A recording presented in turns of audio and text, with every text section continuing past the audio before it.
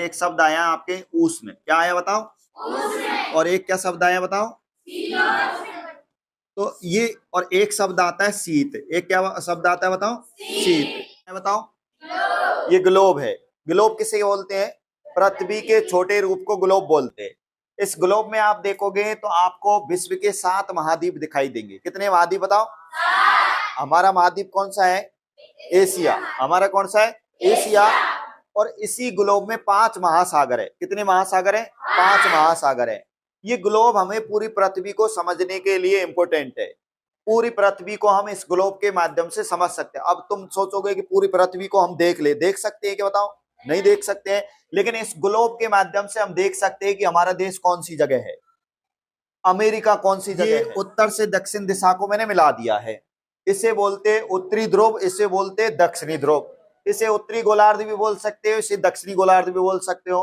अब ये है 0 डिग्री। कितने डिग्री है बताओ? 0 डिग्री। इसको बोलते हैं भूमध्य रेखा। कौन सी रेखा बताओ? भूमध्य रेखा। इसका दूसरा नाम है विषुवत रेखा। कौन सी रेखा बताओ? विषुवत रेखा। 0 डिग्री भूमध्य रेखा से, 0 डिग्री भूमध्य रेखा से मैं 23.5 डिग्री उत्तरी गोलार्ध की ओर जाऊंगा। कौन से गोलार्ध की ओर जाऊंगा बताओ?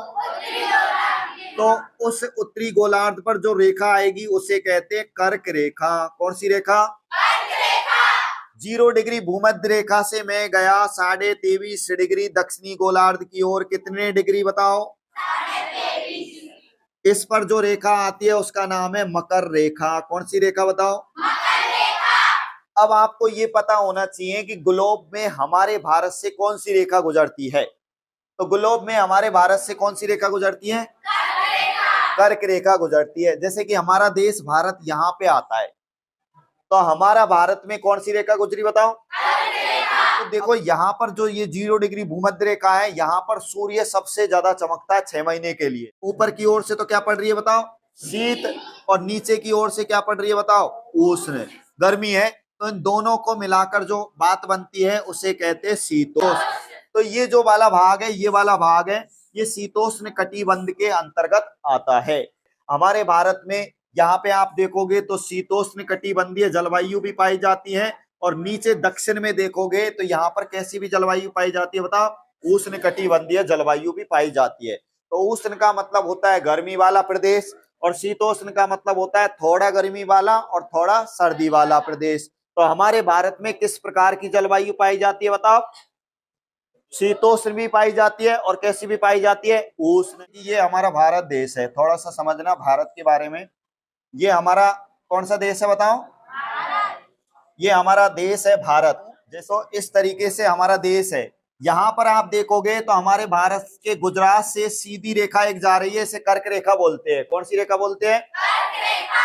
ये भारत की अगर मैं बात करूं तो ये भारत के यहाँ पे कौन कौन से राज्य वो मैं बता रहा हूँ। भारत के कौन कौन से राज्य? एक तो कौन सा हो गया बताओ? गुजरात। गुजरात के बगल में राजस्थान, राजस्थान के बगल में मध्य प्रदेश, मध्य प्रदेश के बगल में छत्तीसगढ़, छत्तीसगढ़ के बगल में आप झारखंड, पश्चिमी बंगाल, और यहाँ पे त्रिपुरा और मिजोरम। 8। भारत के कितने राज्यों से गुजरी कर्क रेखा बताओ? 8 राज्यों से। कितने राज्यों से? 8 राज्यों से। नंबर 1 पर गुजरात है, इधर ध्यान दो। नंबर 1 पर क्या है बताओ? गुजरात। नंबर 2 पर राजस्थान। नंबर 3 पर मध्य प्रदेश। नंबर 4 पर छत्तीसगढ़। नंबर 5 पर झारखंड। नंबर 6 पर पश्चिमी बंगाल। नंबर 7 पर त्रिपुरा, और नंबर 8 पर मिजोरम।